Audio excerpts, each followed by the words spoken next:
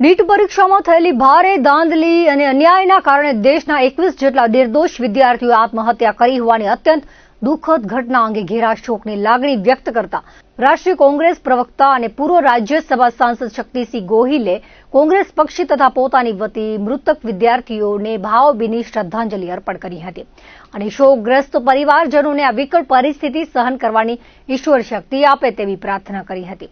શક્તિસિંહ ગોહિલે સરકારની નીતિઓ સામે આકરા પ્રહારો કરતા કહ્યું હતું કે ભારતીય બંધારણે દેશના દરેક નાગરિકને વાણી, અભિવ્યક્તિ અને હથિયાર વગર શાંતિપૂર્ણ રીતે ધરણા પ્રદર્શન કે રેલીઓ યોજી સરકાર સામે અવાજ ઉઠાવવાનો મૂળભૂત અધિકાર આપ્યો છે। આમ છતાં નીટ પેપર લીક અને શિક્ષણ ક્ષેત્ર વ્યાપેલા ભ્રષ્ટાચાર વિરુદ્ધ દિલ્હીના જંતર મંતર ખાતે આંદોલન કરી રહેલા નિર્દોષ વિદ્યાર્થીઓ પર બર્બરતાપૂર્વક લાઠીચાર્જ કરવામાં આવ્યો હતો। આ હુમલામાં 12 વર્ષની માસૂમ બાળકીથી લઈને અનેક યુવાનો ગંભીર રીતે ઘવાયા છે અને 19 વર્ષની એક દીકરી આઈસીયુમાં જીવન અને મરણ વચ્ચે જજુમી રહી છે। લોકશાહી વ્યવસ્થામાં આવી તાનાશાહી કોઈ પણ ભોગે ચલાવી શકાય નહીં। દેશના 22 લાખથી વધુ વિદ્યાર્થીઓએ નીટની પરીક્ષા આપી હતી। હવે જો ફરીથી આ પરીક્ષા યોજવામાં આવે તો તેનો ખર્ચ કેન્દ્ર સરકારના વાર્ષિક શિક્ષણ બજેટ કરતાં પણ વધી જાય તેમ છે, જેનો આર્થિક બોજ અંતે તો દેશના સામાન્ય નાગરિકો પર જ પડશે। આટલા ગંભીર મુદ્દે સંસદમાં લોકસભાના વિપક્ષી નેતા રાહુલ ગાંધી અને રાજ્યસભાના વિપક્ષી નેતા મલ્લિકાર્જુન ખડગેએ સભા મોકૂફીની દરખાસ્ત હેઠળ ચર્ચાની માંગ કરી હતી, પરંતુ કમનસીબે સરકાર આ મુદ્દે ગૃહમાં વિસ્તૃત ચર્ચા કરવા તૈયાર નથી। વર્ષ 2024ના કૌભાંડનો ઉલ્લેખ કરતા શક્તિસિંહ ગોહિલે જણાવ્યું હતું કે અગાઉ જ્યારે નીટનું પેપર ફૂટ્યું ત્યારે પણ તેનું મુખ્ય કેન્દ્રબિંદુ ગુજરાત જ હતું। કલેક્ટર દ્વારા એફઆઈઆર નોંધાવવામાં આવી અને પકડાયેલા આરોપીઓમાં સત્તાધારી ભાજપના હોદ્દેદારો જ નીકળ્યા હતા, છતાં સરકારે તેમની સામે કોઈ કડક સજા કરી નહોતી।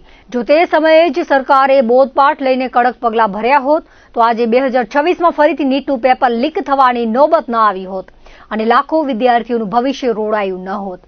અંતમાં તેમણે સ્પષ્ટ કર્યું હતું કે જવાબદાર વિરોધ પક્ષના નેતા તરીકે રાહુલ ગાંધીએ વિદ્યાર્થીઓ પાસેથી મળેલી નક્કર માહિતી અને પુરાવાઓ સાથે અવાજ ઉઠાવ્યો, ત્યાર પછી જ સરકાર ફરીથી પરીક્ષા યોજવા માટે મજબૂર બની છે। કોંગ્રેસ પક્ષ છાત્રો કી ગુંજ અભિયાનના માધ્યમથી દેશના તમામ વિદ્યાર્થીઓના ન્યાય અને હિત માટે અવિરત લડત ચાલુ રાખશે। નીટ પરીક્ષાની ધાંધલીના કારણે દેશના 21 વિદ્યાર્થીઓએ આત્મહત્યા કરી છે। કોંગ્રેસ પક્ષ વતી અને અંગત રીતે આજે 21 વિદ્યાર્થીઓએ આત્મહત્યા કરવી પડી છે। એમને શ્રદ્ધા સુમન સમર્પિત કરું છું। આશાસ્પદ વિદ્યાર્થી, કારણ કે નીટની પરીક્ષા આપતા હોય એટલે સમજી શકાય કે તેજસ્વી હોય, પરિવાર પર આવી પડેલા દુઃખને ઈશ્વર સહન કરવાની શક્તિ આપે એવી ઈશ્વરને પ્રાર્થના કરું છું। આપણું દેશનું બંધારણ, ભારતનું બંધારણ દુનિયાભરમાં શ્રેષ્ઠ લેખિત બંધારણ કહેવાય છે। બાબા સાહેબ આંબેડકરની અધ્યક્ષતામાં ડ્રાફ્ટ બન્યો અને આઝાદીના સમયે નિસ્વાર્થ રીતે દેશ માટે જેઓએ કોઈ અપેક્ષા વગર લડતો લડી હતી એવા આપણા એ પૂર્વજોએ, મહાન આત્માઓએ દેશની સંવિધાન સભામાં બેસીને જે બંધારણ બનાવ્યું એ બંધારણમાં કેટલાક મૂળભૂત અધિકારો મળ્યા। બાબા સાહેબ આંબેડકરે કહેલું કે આ મૂળભૂત અધિકાર એ બંધારણનો આત્મા છે। આ બંધારણના મૂળભૂત અધિકારમાંનો એક અધિકાર છે વાણીની સ્વતંત્રતા, અભિવ્યક્તિની સ્વતંત્રતા,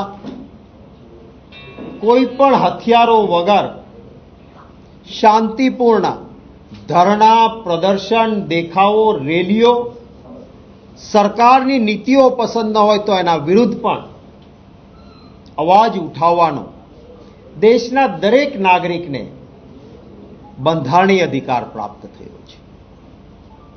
આજ સુધી ક્યારેય પણ ન બની હોય એવી ઘટનાઓ વારંવાર બને છે।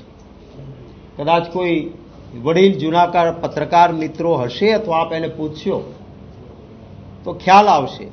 કોંગ્રેસનું શાસન હોય કે અન્ય શાસન રહ્યા આપણા ગુજરાતમાં જે સચિવાલય છે ને, એ સચિવાલયના પાસેનો જે ચોક ચ રોડ ઉપરનો, જેને ચ5 કહેવાય છે, બિલકુલ સચિવાલયની ફેન્સિંગ પાસે, આ ચ5 પર સરકાર વિરુદ્ધ ગુજરાતમાંથી જેને આંદોલન કરવું છે, દેખાવો કરવા છે, એને ત્યાં ધરણા માટે ચ5નો આ કોર્નર પર જગ્યા અપાતી અને જે સરકાર રહેતી એ સરકાર છાંયડો અને પાણી સરકાર વ્યવસ્થા કરી દેતી હતી, કારણ કે ધરણા પ્રદર્શન સરકારો માનતી હતી કે આ બંધારણીય અધિકાર છે.